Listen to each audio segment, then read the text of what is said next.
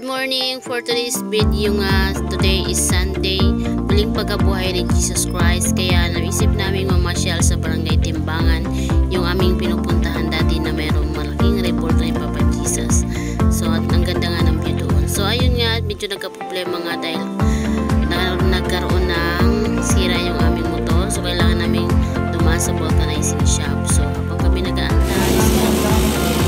Okay guys, kami ay nasiraan dahil meron dito may balat ang kwet. Ang pangalan na si Daniela Pacorsa. Welcome to my vlog. Shout out daw sa kanyang pamilya. Pag kami nasiraan ng motor, kaya ngayon nandito na yung nag-stay. Almost 6 minutes na kaming nandito. Nag-fix na nga nila yung fixing. Nag-fix na nga nila yung namin motor na kapati ron. Kapati pero Sinisira na nila yung motor kasi alisin daw. Kapati ko rin yung motor. Kasi habang papunta kami dito kasi parang ganun yung motor. Ano kasi yung motor, gano'n. Magtawag doon, pero yun lang, sumas. Zigzagi. Awago na yung wago. So, at yan, sobrang init na nga ngayon. Kaya, Wawago lang. kami sa appointment namin sa Timbangan, kung saan kaganapin ang simpa. nagkamahal ko yung nangyari tindaong Daniel. Oo, saya na yun. Oo. Still ko hindi karada. Magkuhan. I-fix na nga nila para na makapunta na doon kasi sobrang init na. Kami mga kamulmogs.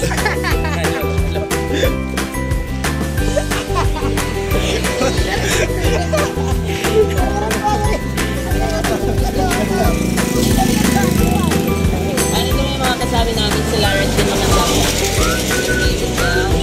Ito yung silang bal.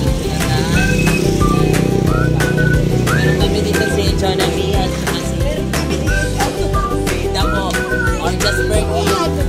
And yung isa.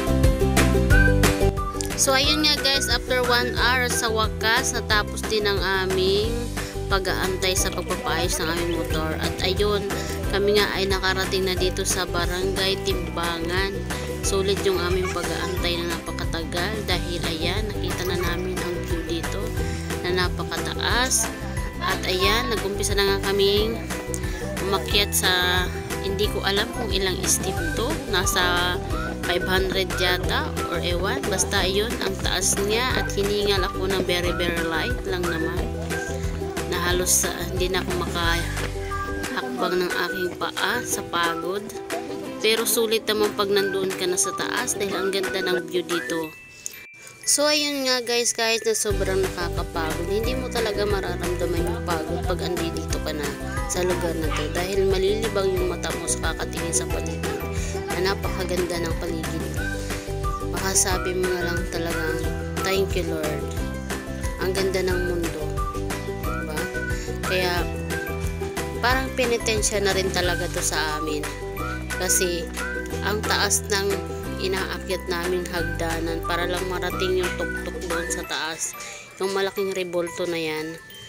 So pagkarating nga namin kanina, inuna nga namin magpunta ng simbahan at kami ay nagpasalamat dahil safe yung aming biyahe at maling magpasalamat sa araw-araw. So ayun, kami nga ay inuna namin magdasal muna bago mamasyal. So ayun nga yung kanyang view sa sulok ng simbahan. Makikita natin dito ang ganda ng kanilang simbahan dito. Kaya babalik-balikan mo din talaga yung kanila ditong lugar. So kahit malayo nga sa amin to, sinasadya talaga namin puntahan ang lugar na ito dahil napakatahimik ng lugar na to. Makakapagdasal ka talaga ng mataimik. din sa ating Panginoon. So guys, ayun nga, pagkatapos na nga naming magsimba doon at kami na nga ay nagpunta dito sa pinakamataas na hagdanan at sa wakas sa napakabagal naming lakad, ayan, nakarating din kami dito sa taas. Pero yung mga kasama ko nandoon na sa tuktok, ako ayun, lakad pagong pa rin, napakabagal lumakad dahil nga pagod na nga ako dyan guys. Grabe yung pa ako, parang naninigas na, iwan ko na bakit, pero tiis-tiis lang tayo dahil nga sabi nga nila si Papa Jesus nga ay nakaya niya lahat, magbasa ng krus, nagpakasakit siya hanggat siya'y namatay at ngayon nga ay muling pagkabuhay. So ayun, tayo nga ay magtiis dahil kulang pa nga yan sa pinagdaanan ni Jesus Christ na yun. So ayan, ngiti-ngiti pa rin, ang saya-saya, masaya pa rin siya kahit sobrang taas. Ayun, tingnan mo naman yung hagdanan, napakataas na nila inakyat natin guys. So ayun, happy pa rin tayo kahit nakakapagod. Natanggal agad yung aking pagod guys dahil napakaganda talaga ng view dito sa taas. Dahil nandito na kami sa tuktok ng bundok kung saan nakalagay yung Rebulto ni Jesus. At ayun nga, kitang-kita namin lahat yung napakagandang view sa taas. Ano yung hagdanan? Hindi pa yan guys, meron pa yan papunta doon talaga sa pinakatuktok. At ayan, at syempre ready tayo pag tayo na uhaw. Nagdala nga ako ng tubig dahil alam ko na ang aming pupuntahan at kami aakyat ng napakataas na hagdanan. Kaya kailangan lagi tayong handa tuwing aalis. Kung mainit, kailangan may payong at may tubig. So ayun lang guys. At pagkatapos nga ng napakahabang hagdanan na yan, at ito ulit, kami ulit ay aakyat ng hagdanan ulit. Pataas naman doon sa may Rebulto ni Jesus.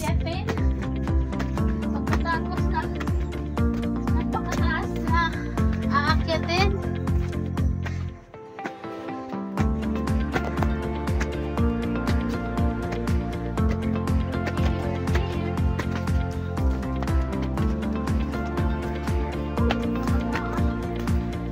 At sa pagkahaba-haba nga ng ating inakyat na hagdanan guys, at ito nakarating na tayo sa tuktok. Pero guys, hindi pa pala ito yung pinakatuktok, meron pa doon yung may hagdanan pa doon. Pero hindi ko na talaga kinaya guys dahil lang taas-taas ako'y hiningal na at pagod na yung pa ako.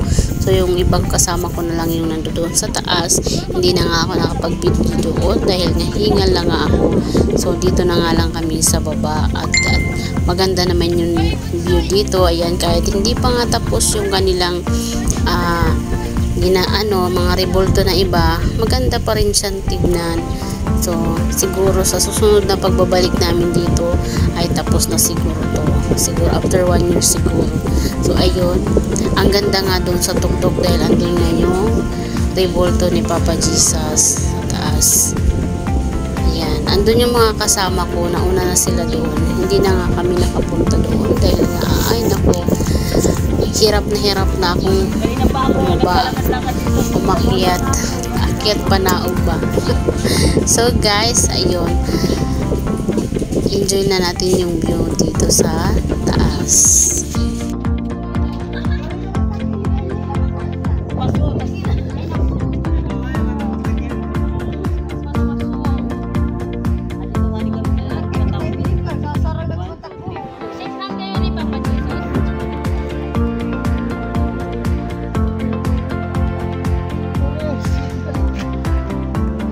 Vlog na.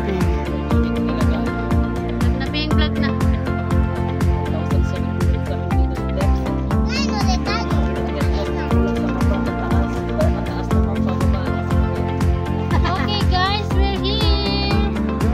Wow. What's up, wow? I'm here in Timbangan, Barangay Calvega. Calvega ba? Hindi ka na sa Sebastian. Calvega po.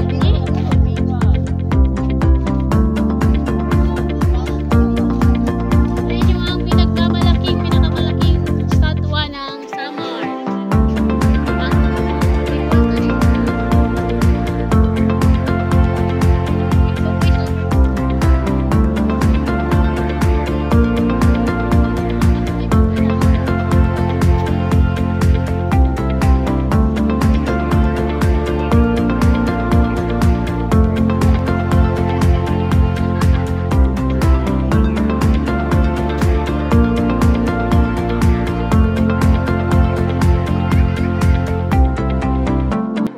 So ayun guys, kami nga ay nagpicture-picture dito at ayan, ang ganda ng rebulto ni Jesus. Pag naiisip ko nga paano nila ginawa to, ang galing talaga ng pagkakagawa.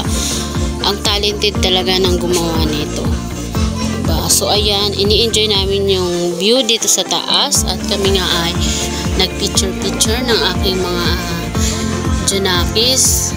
Ayan, tinatawag ko silang Junakis pero hindi ko naman talaga sila mga anak. Pero parang anak ko na rin sila kasi sa 2 taon namin magkakasama, yung mga bata niyan, kilala ko na yung mga bawat isa niyan, mga ugali niyan. Ayan, napakababait pag mga tulog.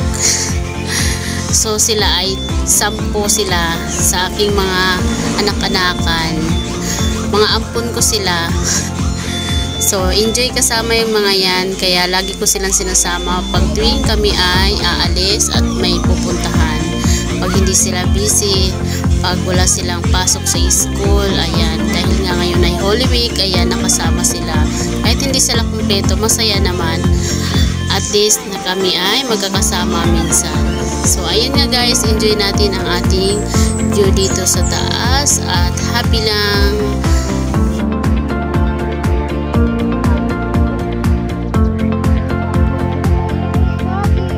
Sarado.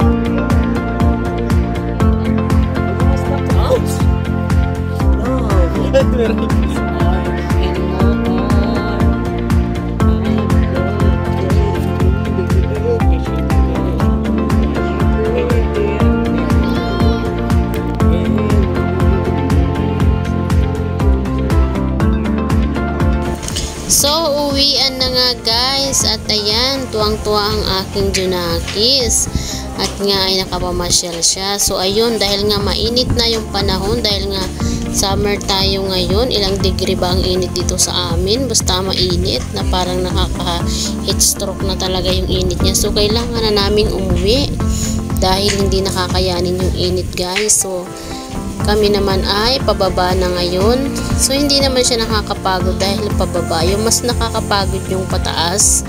So, kaya relax lang yung pababa namin. Kahit mainit, enjoy lang natin yung view natin habang pababa.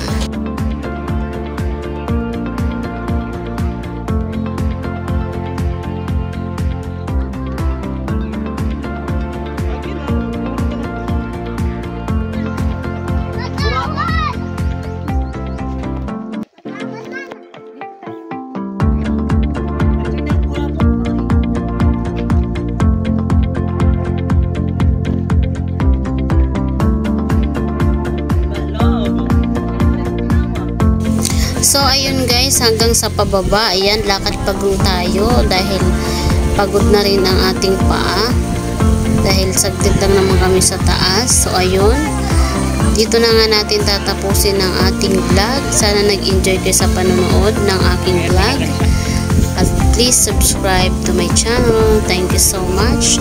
At ihabol ko lang tong mga pictures namin doon. Ayan, thank you so much.